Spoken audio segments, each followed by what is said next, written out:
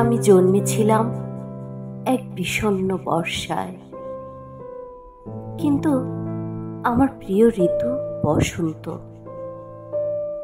আমি জন্মেছিলাম এক আষাঢ় সকালে, কিন্তু ভালোবাসি চৈত্রের বিকেল।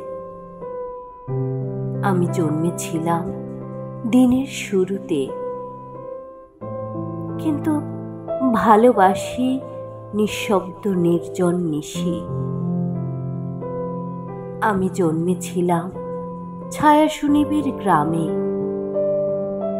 ভালোবাসি বৃক্ষহীন রৌদ্রদগ্ধ ঢাকা। জন্মের সময় আমি খুব কেঁদেছিলাম, এখন আমার সব কিছুতেই হাসি পায়। আমি জন্মের প্রয়োজনে ছোট হয়েছিলাম, এখন মৃত্যুর প্রয়োজনে বড় হচ্ছি।